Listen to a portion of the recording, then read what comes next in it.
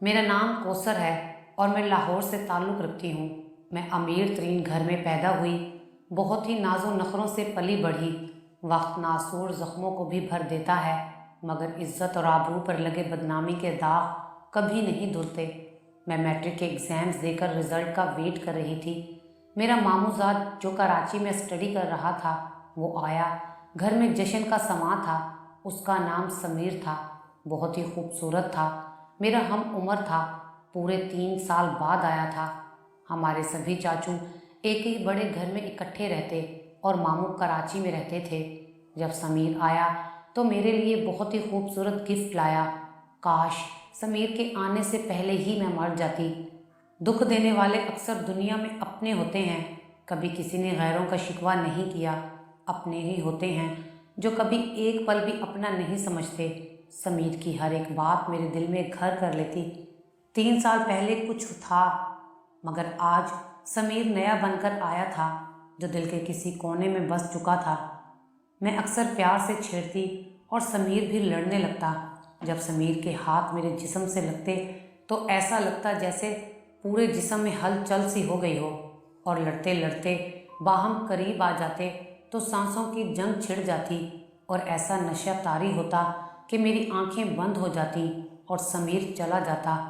मैंने दिल के हर कोने में समीर की तस्वीर सजा रखी थी, मगर दिल की बात जुबान पर लाने की हिम्मत ना होती। घर में सभी क्या सोचेंगे। मेरे दिल में बेपनाह मोहब्बत थी। दिल करता समीर से मोहब्बत प्यार का सिलसिला क़यामत तक कम ना हो और ना ही कभी ख़त्म हो। मेरी हर रोज़ समीर से बात होती। जब वो बाहर से आता तो मैं सवर सज कर दरवाजे पर खड़ी हो जाती। सबसे पहले मुझे समीर देखे तो मेरा सिंगार पूरा होगा। समीर भी दिल ही दिल में मेरे लिए मोहब्बत रखता था, मगर इतनी नहीं जितना मैं करती थी। रात को सभी अलग अलग कमरों में सो जाते और मैं समीर से दिल की बातें कहना चाहती थी। इसलिए रात को उठकर अम्मी अब्बू से चोरी समीर को मैसेज करती और वो घोड़े बेचकर सो जाता, उसे खबर ना होती। पल पल कोई उसकी मोहब्बत में सारी रात करवटें बदलता है, मगर समीर, मैं कुछ दिनों से समीर को बदला बदला महसूस कर रही थी। आखिर एक दिन पूछ ही लिया, समीर तुम इतने सहमे सहमे क्यों रहते हो? तो समीर बोला, मैं किसी से प्यार करने लगा हूँ और वो हर वक्त मेरे पास रहती है। इजहार करने से डर लगता है कहीं वो नाराज़ ना हो जाए, इसलिए। वो कौन है जिसे तुम चाहते हो? प्लीज़ मुझे बताओ। मैं लड़ने लगी थी। उस वक्त हम कमरे में अलहदा थे। बाकी हर कोई अपने कामों में बिजी था। दिल की धड़कन बहुत तेज़ होती जा रही थी। ना जाने अब समीर किसका मुकद्दर था। एक लफ्ज़ में ज़िंदगी मौत का फैसला होना था। समीर ने कहा, कौसर मैं आपसे प्यार करने लगा हूँ। आप इसका अंदाज़ा भी नहीं कर सकती हो। मैं खुशी से समीर की बाहों की असीर हो गई। ऐसी खुशनसीबी मेरी। मैंने जिसे चाहा उसने भी मुझे चाहा। अगर पता होता ये खुशी ये प्यार चंद पल का मेहमान होता है, कभी किसी को चाहने की गलती ना करती और ना बदनाम ज़िंदगी गुजारनी पड़ती। जी तो चाहता है खुदकुशी कर लूँ, मगर हराम मौत किस काम की। फिर हम हर रात को ढेर सारा प्यार करते और यूं पूरी रात एक ही बेड पर गुजर जाती और यूं हमारी मोहब्बत परवान चढ़ती रही। एक दिन मैंने समीर की मोहब्बत में मदहोश हुए।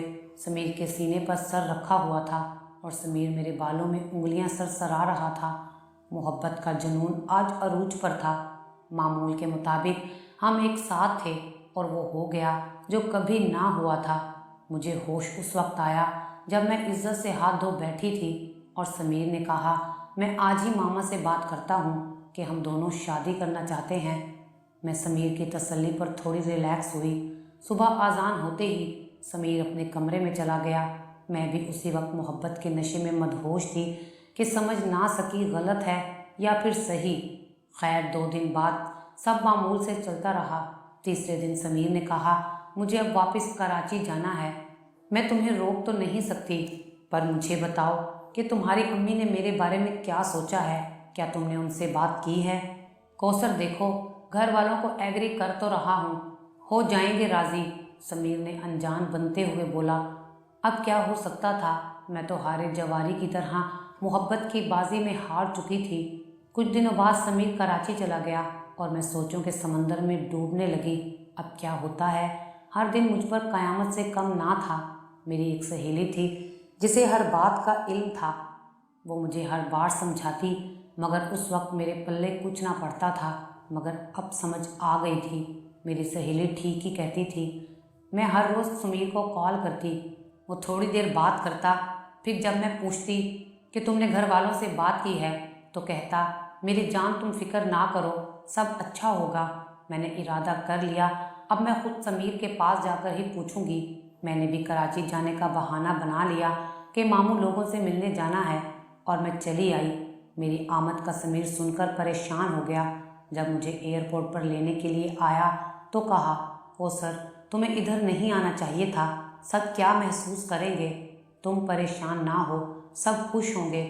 मैंने कहा, पहले तुम ये बताओ, अब कहाँ तक एग्री हुए मामू और मुमानी? यार, उनको राज़ी कर रहा हूँ, कुछ दिन और दो, वो मान जाएंगे।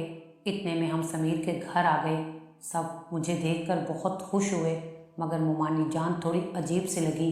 मैं पूरे 7 साल बाद आई थी, अब मैं बहुत बड़ी हो गई थी। मुमानी ने कहा। मैं चौंक गई। सवाल ऐसे लहजे में था जैसे कोई अपने दुश्मन को सामने से वार करता है। खैर, अंदाज़ा हो गया कि मुमानी को सब पता है हमारी मोहब्बत के किस्सों का। मेरा भाई भी मेरे साथ था। मामू जो हमारी मोहब्बत से बेखबर थे, वो तो खुशी से फूले नहीं समा रहे थे हम दोनों बहन भाइयों को देखकर। इसी तरह एक हफ्ता गुजर गया कि एक दिन मामू ने कहा, कौसर बेटा, जल्दी से रेडी हो जाओ, शॉपिंग के लिए चलते हैं। मामू जान, किस लिए? वापसी पर बताऊंगा, अब चलो ना। शॉपिंग कर ली। वापसी पर घर आ रहे थे कि मैंने पूछा, मामू, अब तो बताएं, किस खुशी में शॉपिंग कराई? बेटा, कल तुम्हारी मुमानी ने बड़ी पार्टी अरेंज की है, और मज़े की बात है, इस पार्टी में तुम्हारी मुमानी की भांजी से मेरे बेटे समीर की मंगनी की रस्म है। मामू की ये बात बिजली की तरह मेरे दिलो दिमाग पर आकर लगी, जिससे मेरा वजूद सुन हो गया। उस वक्त हम गाड़ी में थे। मुझ पर सख्ता तारी हो गया। ये सब इतनी जल्दी कैसे, वो भी किसी और के साथ? मेरे दिलो जिस्म से खेल कर अब मंगनी किसी और के साथ, ये नहीं हो सकता। मैं कुछ भी ना बोल सकी, और शाम को मैरिज हॉल में पार्टी अरेंज थी। असर के वक्त समीर मिला। उसका गिरबान पकड़कर पूछा, बोलो समीर, सच क्या है और झूठ क्या है? ये क्या ड्रामा है? जैसा कि तुमने सुना है वैसा ही है। मेरी अम्मी तुम्हें पसंद नहीं करती हैं। कौसर, मैंने तुमको ज़रूरत के लिए कुछ दिन पसंद किया था। मेरी असल पसंद तो मेरी बचपन की खाला ज़ात कज़न हिना है। ज़िंदगी इंजॉय करने का नाम है। कौसर, परेशान ना हो, सब ठीक हो जाएगा। जबकि मैंने उसे ये भी बताया कि मैं तुम्हारे बच्चे की माँ बनने वाली हूँ, लेकिन उसने इस बात को इतना ईजी लिया और कहा, इट्स ओके, तुम अबॉर्शन करवा लो, मुझे अभी बहुत ज़रूरी काम है, तुम फ्रेश होकर हाल आने की तैयारी करो। वो मुझे इग्नोर करके चला गया, जैसे हमारे दरमियान कभी कुछ हुआ ही ना हो। मैं उसी वक्त जना इंटरनेशनल एयरपोर्ट पर आई, टिकट बुक करवाई लाहौर के लिए, और उधर मेरी सभी फैमिली रवाना हो चुकी थी कराची के लिए। मैंने अपने भाई तक को नहीं बताया था। उधर मंगनी की तैयारियां अरूज पर थीं, और मैं इधर एयरपोर्ट पर बेहोश हो गई। दिल गहरे सदमे का शिकार था, जिस्म तो पहले ही नासाज था। मुझे एयरपोर्ट के अमले ने अस्पताल दाखिल कराया, और रात के किसी पहर मेरे घर वाले भी आ गए। सभी परेशान थे। हर फर्द हकीकत से बेखबर था, और मैं शर्मिंदगी बेबसी से किसी से आंख ना मिला सकती थी। किस मुंह से अपनी लुटी इज्जत का रोना रोती? खामोशी जुबान पर छाई रही। अश्कों की नदियां फूट पड़ी। मैंने किसी को अपना दुखड़ा नहीं सुनाया। अक्सर रोती रहती, या फिर नींद की मेडिसिन खाकर सो जाती। खाना पीना, उठना बैठना, हंसना, सब खत्म हो गया था। ऐसा लगता था अभी मौत आए और मैं मर जाऊं। कुछ दिन गुजरे तो मैंने सहेली की मदद से लेडी डॉक्टर से रुजू किया और अपना अबॉर्शन करवा लिया। किसी को भी पता ना चला। हर किसी को पता था कि मैं पहले से बीमार हूँ। मेरी ज़िंदगी एक पल में गमों का ढेर बन गई। हर तरफ धुआं ही धुआं था।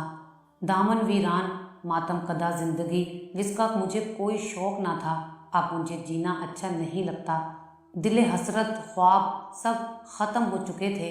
उधर समीर की मंगनी और शादी की तारीख तय हो गई थी।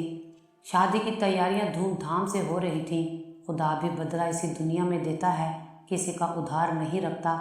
और शादी में बाकी सिर्फ 2 दिन ही बचे थे कि मेरा भाई सारी सारी रात किसी लड़की से फ़ोन पर बातें करता था। एक रात मैंने छुपकर भाई की सारी बातें सुन ली। भाई जिस लड़की का बार बार नाम ले रहे थे, उस नाम को सुनकर मेरे तो होश ही उड़ गए, क्योंकि वो कोई और नहीं, समीर की बहन अनम थी। अगली सुबह मैंने भाई को कसम दी कि बताओ कौन है वो लड़की जिससे तुम सारी रात बातें करते हो। मुझे अंदाज़ा तो हो गया था, मगर मैं फिर भी भाई के मुंह से सुनना चाहती थी। भाई ने बताया कि मुझे तुम्हारे और समीर के बारे में सब कुछ पता चल गया था। समीर ने तुम्हें प्यार के नाम पर बहुत बड़ा धोखा दिया था, और जो समीर ने तुम्हारे साथ किया था, बिल्कुल वैसा ही मैंने समीर की बहन अनम के साथ किया है। आज वो मुझसे रो रो कर अपने प्यार की भीख मांग रही है, मगर मैंने उससे शादी करने से इनकार कर दिया है, बिल्कुल वैसे ही जैसे समीर ने तुम्हें ठुकरा दिया है। ये सुनते ही मेरी आंखों से आंसू आ गए और मैंने भाई को कहा, भाई आपने ये क्या कर दिया? इस सब में अनम बेचारी का क्या कसूर था? भाई इतनी बात करके बाहर चला गया और मैं रोती हुई अपने कमरे में आ गई। उधर अनम ने ये बात अपने घर वालों को बता दी, और ये बात तो उसके घर वालों पर एक कयामत बनकर टूटी। सब कुछ बिखर गया, यहाँ तक कि समीर की शादी भी रुक गई। उसी रात समीर ने मुझे फ़ोन किया और रोते हुए कहा कि कौसर मुझे माफ़ कर दो, अनजाने में मुझसे बहुत बड़ी गलती हो गई, जिसकी सज़ा आज मेरी बहन को मिल रही है। कौसर, खुदा के लिए मेरी बहन की ज़िंदगी बर्बाद ना करो। अपने भाई से कहो कि वो अनम से शादी कर ले, वरना वो रो रो कर अपनी जान दे देगी। ये कहकर समीर ने कॉल काट दी। इस बात को अभी कुछ ही दिन गुजरे थे कि एक दिन अचानक समीर के घर वाले हमारे घर आ गए और समीर के लिए मेरे रिश्ते की बात करने लगे, और मेरे वालिदैन ने भी बिना किसी इतराज़ के मेरा रिश्ता समीर से तय कर दिया। समीर के घर वालों ने जहाँ समीर का पहले रिश्ता तय किया था, वहाँ से रिश्ता तोड़कर मेरे साथ कर दिया, और मेरे भाई का रिश्ता अनम से हो गया। ये सब इतनी जल्दी में हुआ कि मुझे तो कुछ पता ही नहीं चला। आज हमारी शादी को 3 साल का अरसा गुजर गया है और हम सब अब एक खुशगवार ज़िंदगी गुजार रहे हैं।